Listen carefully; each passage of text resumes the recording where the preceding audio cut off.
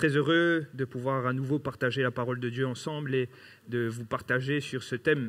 Et je crois que ce thème, il est important. Le pasteur Joanny Lan le disait à ce premier volet. Je crois que nous ne sommes pas là, et en tout cas, nous ne prêchons pas une religion, nous ne prêchons pas des préceptes, nous ne prêchons pas un mouvement, nous prêchons la vie.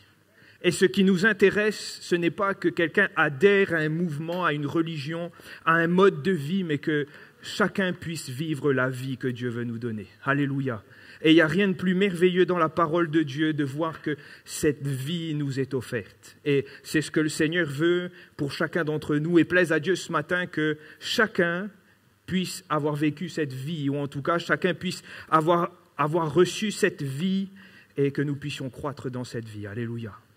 Et comme cela a été annoncé, et comme vous l'avez sûrement vu sur les réseaux sociaux, ce matin et dans ce deuxième culte, nous allons partager autour de la parole qui est la parole de vie. Et tout ce thème prend naissance dans ce texte de 1 Jean, chapitre 1er.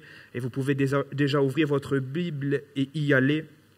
Ça va être notre base de référence ce matin et aussi dans chacun des autres cultes et chacun des autres messages. 1 Jean 1, nous lisons ce qui était dès le commencement, ce que nous avons entendu, ce que nous avons vu de nos yeux, ce que nous avons contemplé de nos mains, et que nos mains ont touché, concernant la parole de vie. Et la vie a été manifestée, nous l'avons vue et nous lui rendons témoignage. Et nous vous annonçons la vie éternelle qui était auprès du Père et qui nous a été manifestée. Ce que nous avons vu et entendu, nous vous l'annonçons à vous aussi, afin que vous aussi vous soyez en communion avec nous. Or, notre communion est avec le Père et avec son Fils Jésus-Christ. Et nous écrivons ces choses afin que votre joie soit parfaite. Amen. Amen. Ce matin et dans ce second partage sur ce thème, on va s'arrêter sur le verset 1er et on pourrait le relire. Ce qui était dès le commencement, ce que nous avons entendu, ce que nous avons vu de nos yeux, ce que nous avons contemplé, que nos mains ont touché concernant la parole de vie. Et c'est cette parole de vie qui va nous intéresser ce matin. Permettez-moi de vous donner la traduction de ce verset dans la version parole de vie. Jean dit, nous vous annonçons la parole qui donne la vie et qui existe depuis toujours. Et après il rajoute, nous l'avons entendu, nous l'avons vu de nos yeux, regardez avec attention et touchez de nos mains. La parole qui donne la vie. Et c'est le centre de mon message et le fil conducteur de tout ce partage ce matin. De considérer que la parole donne la vie. Que Dieu a choisi comme moyen, ce Dieu vivant a choisi comme moyen de nous donner la vie par sa parole. Comme véhicule de la vie, sa parole. Et ce matin, le Seigneur veut peut-être donner la vie à quelqu'un au travers de sa parole. Et j'aimerais vous proposer tout de suite, on va entrer dans le vif du sujet et nous poser cette question, en quoi la parole procure la vie? En quoi la parole de Dieu nous donne la vie? En quoi la parole de Dieu est cette parole de vie? Et j'aimerais dire en premier lieu ce matin que si la parole est parole de vie, c'est parce qu'elle suscite la vie. Et nous le voyons, et Jean a raison de commencer ce prologue de son épître par le commencement. Au commencement était la parole, et vous remarquerez que même dans son évangile, le prologue il est très ressemblant de ce texte que nous avons lu dans 1 Jean 1. Jean 1 et 1 Jean 1, vous allez remarquer qu'on retrouve des points similaires. Et notamment cette idée de recommencer les choses par le commencement et de mettre la parole au commencement.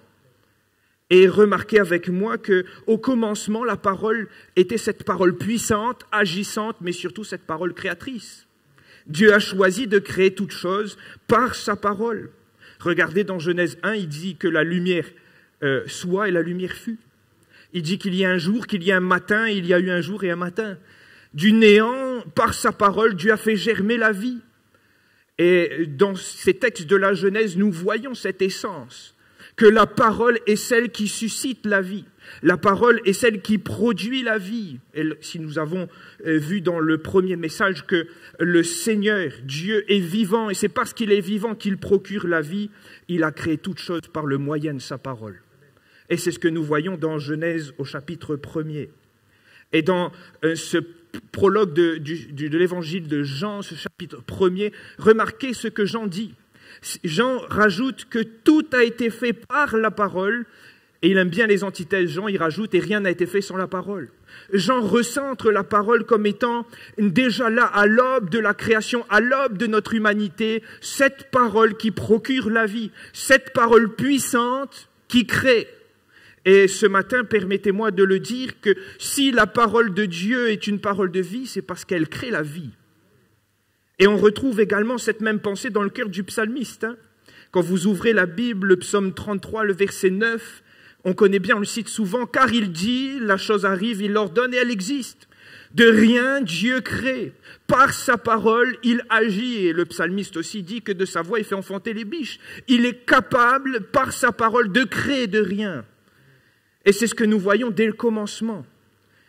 Nous le voyons également dans le chapitre 37 d'Ézéchiel et dans ce texte qu'on connaît bien de la vallée des ossements desséchés. Alors là, il n'y a pas la vie, c'est la mort. Il n'y a plus rien, les os sont secs, ce n'est pas juste des cadavres, on ne voit pas la putréfaction des cadavres, non, les os sont desséchés. Donc ça ne fait pas 2 jours qu'ils sont morts.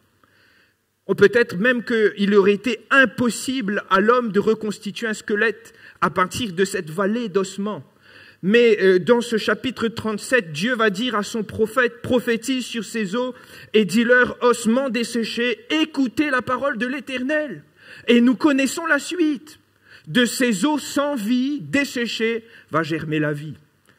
Au son de la voix de la parole de Dieu par la bouche du prophète Ézéchiel, ces os vont reprendre vie. Et c'est ce qui est incroyable, et c'est ce que nous voyons dans tout l'Ancien Testament, cette parole puissante, agissante, mais surtout créatrice, qui crée la vie. Et si les récits de l'Ancien Testament nous parlent de cette parole qui suscite la vie, j'aimerais aussi dire que c'est aussi par cette parole que nous naissons spirituellement. C'est cette parole qui crée la vie en nous. Et toujours dans ce chapitre 1er de l'évangile de Jean, le verset 12 et le verset 13, on pourrait peut-être l'afficher, Jean 1, 12, 13. Nous lisons que la parole a donné à tous ceux qui l'ont reçue et qui ont cru en elle le pouvoir de devenir enfants de Dieu. Et nous le sommes ce matin. La parole a donné le pouvoir d'être enfant de Dieu. Il est question là d'être enfant de Dieu. Il est question là de la nouvelle naissance. Il est question pour nous d'être maintenant, nous qui étions des étrangers, d'être des gens de la maison, d'être ses enfants. Et on retrouve cette même pensée dans Jean 3, lorsque Jésus s'adresse à Nicodème, ce chef de la loi, aspirant à mieux connaître. Jésus dit à Nicodème, je te le dis en vérité, si un homme ne naît d'eau et d'esprit, il ne peut entrer dans le royaume de Dieu. Et il s'agit là de l'eau de la parole. Cette eau qui nous purifie et qui nous régénère. Et on pourrait mettre en parallèle cette eau qui crée la vie, cette eau créatrice qui est l'eau de la parole, avec ce texte d'Éphésiens 5, 25. Où Paul dit à cette Église que Christ a aimé l'Église, il s'est donné lui-même afin de la conduire à la sainteté, après quoi? L'avoir purifiée et lavée par l'eau de la parole. Et je note que dans ce texte de Jean 3, il est bien question de la nouvelle naissance, il est bien question aussi de la parole créatrice, cette parole qui nous permet d'être enfants de Dieu. On pourrait ajouter cela aussi au texte de 1 Pierre 1, 23 et comprendre que cette parole est comme ce grain de semence qui a tout le potentiel de la vie en lui et qui, lorsque nous le recevons dans une bonne terre, lorsque nous le recevons et que nous recevons cette parole dans notre cœur, cette parole est capable de créer la vie. Et Pierre dit dans son épître, justement, vous avez été régénérés, non par une semence corruptible, mais par une semence incorruptible. Quoi? Par la parole vivante et permanente de Dieu. Alléluia! Cette parole vivante est celle qui crée la vie. Et frères et sœurs, permettez-moi de le dire dans ce premier point ce matin, que la parole est une parole de vie parce qu'elle crée tout premièrement la vie en nous. Cette parole crée la vie en nous. Et rappelons-nous ce matin ce jour où nous avons entendu la parole pour la toute première fois. Lorsque nous avons appris qui était Jésus, ce qu'il avait fait pour nous. Cette parole a créé la vie dans notre cœur. Elle a suscité la foi. Nous avons donné notre vie à Jésus et nous avons été sauvés. Alléluia! Cette parole, cette semence, une fois reçue dans notre cœur, nous permet d'avoir la vie. Et en cela, la parole est une parole de vie parce que c'est par elle que nous naissons. Alléluia. On ne pourrait pas parler ce matin et être juste en parlant de la parole qui est parole de vie, en parlant de cette parole qui suscite la vie sans se poser la question dans déjà ce premier point, comment on peut bénéficier de cette vie, comment on peut recevoir cette vie. Et la réponse, elle est dans le verset que nous avons lu. Si cette parole nous donne le pouvoir d'être enfant de Dieu, Jean, il utilise deux verbes très importants. Il dit qu'il nous faut recevoir la parole et y croire. Et on pourrait même noter que s'il utilise deux verbes, il utilise aussi deux temps, l'aoriste et le participe présent, pour parler d'une action spontanée, présente et d'une action continue.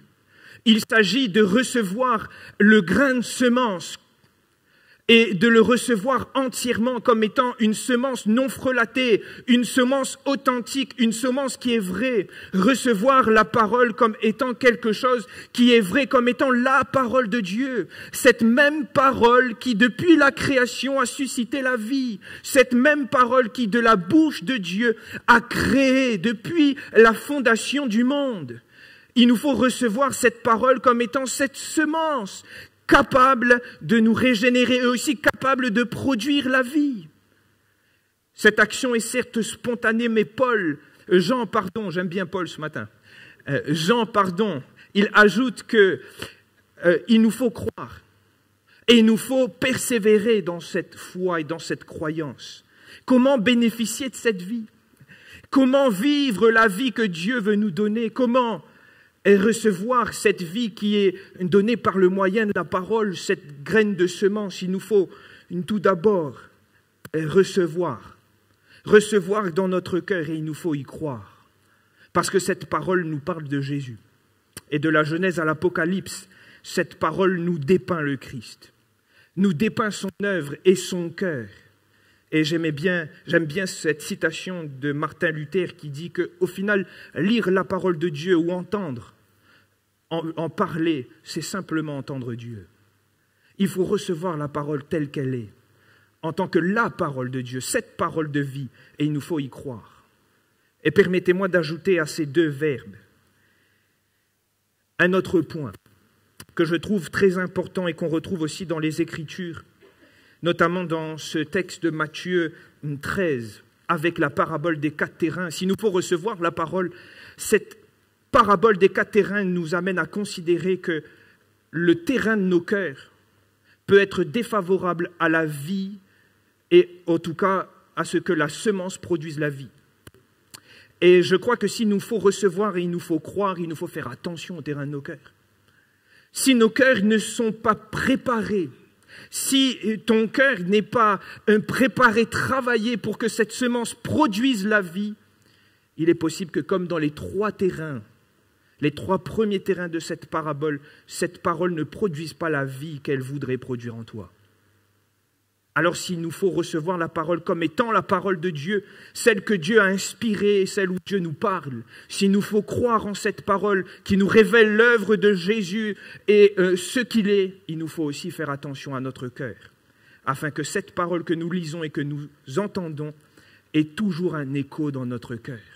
Que le terrain de nos cœurs soit toujours fertile à la semence de la parole et que rien ne vienne entraver justement la fertilité, le terrain de nos cœurs et surtout le développement de la vie qui est dans la graine. Alléluia. Faute d'un cœur disposé, j'ai noté, et travailler pour recevoir la bonne semence. La semence ne peut pas pouvoir jaillir et ne peut pas laisser tout le potentiel de la vie jaillir. Et c'est de la réalité. La parole comme étant la parole de vie, celle qui procure la vie. Et nous l'avons vu dans ce premier point, elle est parole de vie parce qu'elle suscite la vie. Elle est parole de vie parce que nous naissons par elle. Et elle est parole de vie pour toi ce matin si tu acceptes, et si ce n'est pas encore le cas pour ta vie, si tu acceptes Jésus et ce Jésus qui est révélé par sa parole. Si tu l'acceptes, si tu le reçois, si tu crois, tu peux aussi bénéficier de cette vie. Alléluia. La parole est celle qui suscite la vie en nous. Alléluia. J'aimerais avancer. Et si la parole est celle qui suscite la vie, j'aimerais voir avec vous aussi que la parole est aussi la source de vie. Et vous allez comprendre mon propos parce que s'il est question de naître, d'être nouveau-né, il est question aussi de croître. Si on avait un enfant qui, après sa naissance, restait toute sa vie nouveau-né, on se serait posé des questions, n'est-ce pas? Ce ne serait pas normal. Le principe de la vie veut que s'il y a vie, s'il y a naissance, il y a croissance. Le principe de la vie veut qu'il y ait une progression, même dans la flore. Vous le voyez, quand vous plantez une graine, il y a un germe, mais le germe n'est pas appelé à rester germe. Il y a une vie qui se développe. Et c'est aussi le cas pour chacun d'entre nous. Et Pierre le disait dans sa première épître au chapitre 2, au verset 2, « Désirez comme des enfants nouveau-nés ». Il est question d'être nouveau-nés, n'est-ce pas? Il est question de ceux qui viennent de naître. Désirez comme des enfants nouveau-nés, quoi? Le lait spirituel et pur, afin que vous croissiez pour le salut. Alléluia. Et dans le contexte, le lait spirituel et pur, c'est la parole de Dieu. Alléluia. Cette parole est ce lait qui est suffisant pour nous permettre de croître. Cette parole est cette nourriture suffisante pour que, après que la vie ait commencé en nous, après que la vie de Dieu ait commencé dans notre cœur, il y ait cette croissance. Cette parole est la nourriture suffisante pour ta vie ce matin. Il n'y a pas besoin de plus. Tout est dans la parole. Dieu nous a tout confié dans sa parole. Et Jésus lui-même, dans Matthieu 4,4, lorsqu'il répond au diable, qu'est-ce qu'il dit? L'homme ne vivra pas de pain seulement, mais de toute parole qui sort de la bouche de Dieu. Alléluia. Nous sommes appelés à vivre selon la parole et par la parole. Nous sommes appelés à venir nous abreuver à la parole. Parce qu'elle est notre nourriture et une nourriture, permettez-moi de le dire, suffisante. Suffisante. Je note également que Paul, lorsqu'il parle à Timothée, jeune pasteur, dans sa première épître au chapitre 4 et au verset 6, il parle de Timothée comme étant un bon serviteur de Jésus-Christ. Et il dit, tu seras un bon serviteur de Jésus-Christ, nourri des paroles de foi et de la bonne doctrine que tu as exactement suivie. Même Timothée, même le pasteur, il est appelé à se nourrir de la parole de Dieu. Même pour nous, même après 20 ans, 30 ans de conversion, la parole de Dieu reste cette source pour notre croissance. Reste ce lait suffisant, ce lait où il y a toutes les caractéristiques essentielles et nécessaires à l'accroissement de notre vie chrétienne. Permets-moi de te dire ce matin, tu as besoin de la parole de Dieu pour croître. Tu as besoin de lire et de t'être abreuvé de la parole si tu veux espérer grandir. Et je note que trop souvent, on voit des chrétiens qui ne grandissent pas dans la vie chrétienne. Parce qu'on vient malheureusement, des fois, on vit notre vie chrétienne et certains vivent leur vie chrétienne comme dans un centre commercial, on pense qu'ils nous intéressent. Mais on ne s'abreuve pas de cette parole. Au lieu de prendre ce qui nous intéresse, on devrait prendre tout ce qu'il y a dans la parole de Dieu parce que tout nous intéresse. Et tout est utile à notre édification. Toute la parole est inspirée. Toute la parole est utile. Et je crois que nous avons besoin, si nous voulons croître et avancer dans le Seigneur, si nous voulons que cette vie se développe en nous, il nous faut nous abreuver de la parole. Alléluia. Et il te faut t'abreuver de la parole. Ce matin, peut-être c'est une parole pour quelqu'un tout en particulier qui a mis la parole de côté. Alors permets-moi de te dire, de la part du Seigneur, réouvre ta Bible. Pas simplement la laisser ouverte, mais lis-la. Alléluia. Mange ce pain que le Seigneur t'a donné. Cela est bon pour ton accroissement. Alléluia. J'aimerais aller un petit peu plus en profondeur en parlant de cette parole comme source de vie, comme source de croissance. Si la parole est source de croissance, c'est parce que la parole nourrit notre foi. Et permettez-moi de l'imager au travers d'une anecdote, une histoire vraie que j'ai lue. L'exemple d'un célèbre évangéliste, Dwight Moody, qui a écrit en toute honnêteté, je priais pour avoir la foi, pensant qu'un jour la foi viendrait me frapper comme un éclair. Mais résultat, la foi ne semblait pas venir. Un jour, il ouvre sa Bible et dans sa lecture, il tombe sur ce texte de Romains 10, 17. La foi vient de ce qu'on entend et ce qu'on entend vient de la parole de Christ. Et ce célèbre évangéliste Dwight Moody dit « J'avais fermé ma Bible et prié pour avoir la foi. J'ai alors ouvert ma Bible et j'ai commencé à l'étudier. Et la foi n'a cessé de grandir depuis. » Alléluia. Frères, sœurs, la foi est nourrie par la parole. La parole est cette nourriture qui nous permet de grandir dans la foi. Et souvent, on est un peu comme ce Dwight Moody, hein, il est honnête quand il écrit cela, mais on est comme les disciples en disant « Seigneur, augmente-nous la foi ». Mais on en oublie de faire de la parole de Dieu la source de notre nourriture. On oublie de faire la parole de Dieu, celle qui nous façonne, celle qui nous modèle, et pourtant c'est elle qui est la source de vie. C'est elle qui nous permet de croître et c'est elle qui nous permet de résister. Et on le voit dans les Écritures. Regardez dans Lamentation de Jérémie, j'ai vu cela dans Lamentation 3, 19, on connaît bien ce texte. Le prophète qui dit « Quand je pense à ma détresse, à ma misère, quand mon âme s'en souvient, je la sens défaillir, elle est abattue au-dedans de moi. » On a l'impression que le prophète, il est presque en déprime. Hein. Il fait un burn-out, tout est noir, tout est difficile, tout est compliqué. Mais dans cette version que j'ai lue, et il est écrit, et c'est la suite, « Voici la pensée dont je veux nourrir mon cœur. » Et quelle est cette pensée? Les bontés de l'Éternel ne sont pas épuisées, ses compassions ne sont pas à leur terme, elles se renouvellent chaque matin.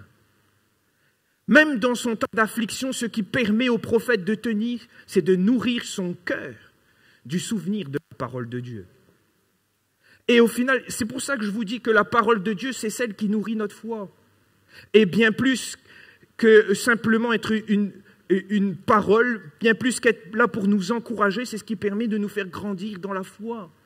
Et nous avons besoin de nourrir et de nous nourrir spirituellement par la parole de Dieu. On voit aussi dans le désert, Jésus répond au diable et face à la tentation, qu'est-ce qui permet à Jésus de tenir? Il est écrit. C'est ce qui réfute au diable. Pourquoi? Parce que son cœur a été nourri de la parole. Et des fois, on voudrait résister, on voudrait être capable de passer les temps difficiles, les vallées sombres, on voudrait résister contre le diable, mais on n'est pas fermement établi dans la foi pour une raison. La Bible n'est pas devenue la source de notre alimentation chrétienne. La Bible n'est plus ce livre que nous dévorons. Après, on devient des chrétiens friables. Après, on devient des chrétiens qui sont faibles dans la foi. Si nous voulons résister, si nous voulons passer les vallées sombres, on a besoin de nourrir notre foi. C'est ce qui est la raison d'être de cette source de vie. La parole est vie parce qu'elle est source de vie. Pour nous, elle nous permet de nous accroître et de grandir dans la vie chrétienne et elle permet surtout de nourrir notre foi. C'est comme ça que nous progressons avec le Seigneur. Alléluia. Et j'aimerais arriver sur ce point avant de passer à la dernière étape. Parce que s'il est question de croire et de recevoir la parole pour qu'elle manifeste en nous tout le potentiel de la vie, il est question pour nous de la chérir afin qu'elle soit cette source de vie et d'accroissement dans nos vies. Alléluia. Et il y a tellement de citations dans la parole de Dieu qui nous invitent à faire de la parole de Dieu cette source, à faire de la parole de Dieu ce que nous chérissons. Et j'aimerais vous citer juste ces deux exemples. Celui de Paul aux Colossiens, il dit que la parole de Christ habite parmi vous et il ajoute abondamment. Cette notion et cette importance que la parole soit véritablement installée. Cette parole soit abondamment installée. Et remarquez avec moi, et on connaît aussi ce texte de Josué 1, alors qu'il doit aller dans une marche difficile, il faut conquérir Canaan. Il y a cette injonction de Dieu que ce livre de la loi ne s'éloigne pas de ta bouche. Médite-le jour et nuit. Et je crois que ce sont aussi là pour nous des injonctions pour nos vies. Il nous faut méditer la parole de Dieu. Il nous faut faire de la parole de Dieu ce livre que nous chérissons parce que c'est cette même parole qui est la parole de vie. C'est celle qui peut créer la vie, c'est celle qui peut nous permettre de grandir avec le Seigneur. Et c'est celle qui nous permet de nous épanouir. Alléluia. Et j'aimerais arriver sur cette dernière partie. Parce que si la parole est aussi source de vie, source de nourriture pour notre foi, j'ai noté qu'elle est source de notre épanouissement. Remarquez, le pasteur Johan faisait cette réflexion que j'ai notée, qu'il y a une progression dans ce chapitre 1er en notant l'expérience que Jean a fait de Christ et de sa parole. Il est question d'entendre, de voir, de contempler, de saisir, une progression. Et je note également que dans d'autres images de l'Évangile, comme étant cette parole, cette semence, et dans l'exemple de la semence, par exemple, et dans cette parabole des 4 terrains, ou dans cette parabole du grain de sénévé, le but du grain, c'est de produire du fruit. Mais pas simplement du fruit en abondance. Il est question dans la parabole des 4 terrains que le fruit, un grain en produit 100, un autre 60, un autre 30. Il est question pour le grain de sénévé, la plus petite des semences, d'être l'arbre le plus grand. Il y a une question effectivement de développer la vie, mais une vie abondante. Et j'ai noté, c'est comme cela que je veux vous amener dans ce dernier point, que je crois que la parole est aussi la clé de notre épanouissement en tant qu'enfant de Dieu. Et j'ai noté 3 domaines dans lesquels la parole est cette clé de notre épanouissement. Tout d'abord, dans la joie et le bonheur. Qu'est-ce qu'il est écrit dans Psaume au chapitre 1er? Que l'homme est heureux. Le véritable bonheur, la véritable joie réside en l'homme dans sa capacité de faire de la parole de Dieu sa voie, sa direction et ses commandements. Le véritable bonheur réside dans cet arbre qui est planté, bien enraciné dans la parole. C'est le même exemple que nous voyons dans cette maison qui est solidement attachée sur le roc et que même la tempête ne peut pas venir détruire.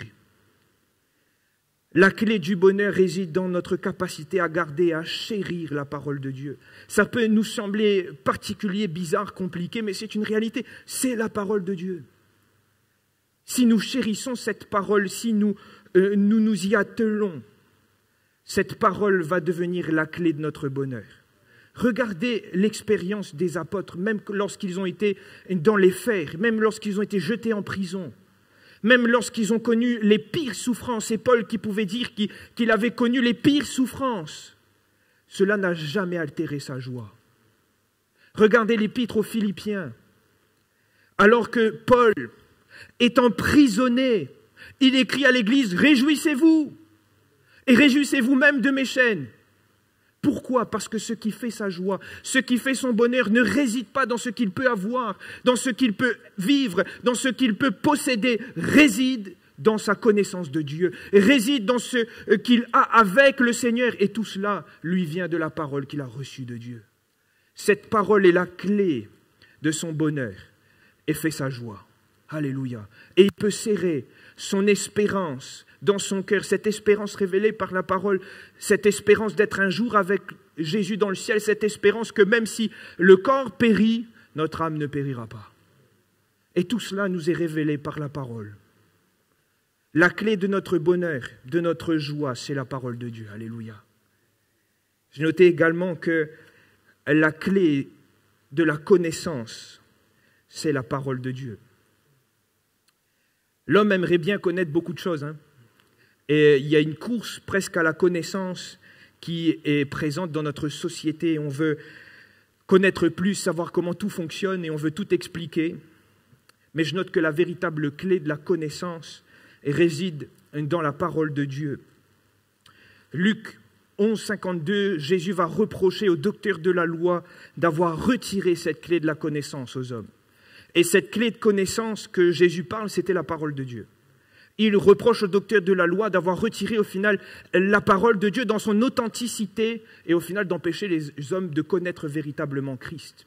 Et je crois que la véritable connaissance pour nos vies réside dans ce que nous pouvons connaître de Christ. Nous sommes faits à son image. Lorsque nous le connaîtrons, lui, véritablement, permettez-moi de le dire, nous connaîtrons véritablement. Et la véritable clé de la connaissance réside dans la parole de Dieu. Et tout comme la parole d'un homme révèle son cœur, la parole de Dieu nous révèle le cœur de Dieu. Et je crois que la seule connaissance qui nous permet de nous épanouir en tant que chrétiens, c'est celle qui vient de Dieu et qui nous est révélée par la parole. Source d'épanouissement parce qu'elle est la clé de notre bonheur, de notre joie. Elle est aussi la clé de notre connaissance. Et j'ai noté ce dernier point, elle est la clé du succès et de la réussite dans notre vie chrétienne. N'enlevez pas dans notre vie chrétienne de ma phrase. Ce n'est pas la clé du succès et de la réussite, parce que sinon on pourrait tordre cette parole en disant que forcément Dieu va nous permettre de tout réussir et d'obtenir le succès dans tout ce qu'on va entreprendre, même quand c'est nos rêves et pas les siens. Mais je dis bien que c'est la clé de la réussite et du succès dans notre vie chrétienne et dans notre marche de foi. Et je peux tirer cela de Josué au chapitre 1er. Je l'ai cité tout à l'heure, si Dieu lui dit que ce livre ne s'éloigne pas de ta bouche, de le méditer jour et nuit, de faire de la parole véritablement sa base, sa référence, son niveau, il ajoute, c'est alors que tu réussiras. Tout lieu que foulera la plante de ton pied, je te le donnerai. C'est alors que tu auras du succès dans ce que tu entreprendras, parce qu'il entreprend l'œuvre de Dieu. Et je crois que dans notre marche chrétienne, la parole est pour nous la clé de notre réussite et notre succès. Dieu dit lui-même, ceux qui m'honorent, je les honorerai. Ceux qui s'attachent à la parole, Dieu il va les honorer. Et je crois que lorsque nous chérissons la parole devient aussi une source d'épanouissement, ce qu'elle nous donne du succès, de la réussite dans le chemin que Dieu a tracé pour nous. Alléluia. En quoi la parole est une parole de vie ? Elle est parole de vie parce qu'elle suscite la vie. Cette parole puissante, agissante, créatrice, dès le commencement, est celle qui crée en nous la vie de Dieu. C'est le moyen par lequel Dieu crée en nous la vie. Elle nous amène à la foi et par la foi nous sommes sauvés. En quoi la parole est une parole de vie parce qu'elle est source de vie et source de croissance spirituelle pour nous. Elle alimente notre foi et elle nous permet de grandir, de passer de cet état d'enfant nouveau-né à cet état d'homme mature. En quoi cette parole est une parole de vie ? C'est la source et la clé de notre épanouissement chrétien.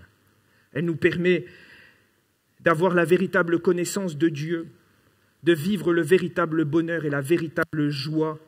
Et elle nous permet d'avoir du succès et de la réussite dans notre marche chrétienne. Plaise à Dieu que nous puissions vivre ces choses, chacun d'entre nous ce matin. Que nul ne sorte de ce lieu sans avoir reçu la vie de Dieu. Et pour cela, il te faut venir à Jésus et rencontrer le Christ véritablement. Celui dont il est question dans cette parole. Celui dont cette parole dépeint. Et plaise à Dieu que tous, dans ce lieu, nous aspirons à croître et à nous épanouir par la parole. Et s'il nous faut réviser la position de la parole dans nos vies, que nous puissions le faire ce matin. S'il nous faut remettre la parole à sa place et à sa juste place dans nos vies, que nous puissions le faire ce matin. Et je crois qu'en cela, nous allons pouvoir croître et nous allons pouvoir également nous épanouir. Alléluia. Que Dieu soit béni. Nous prions le Seigneur.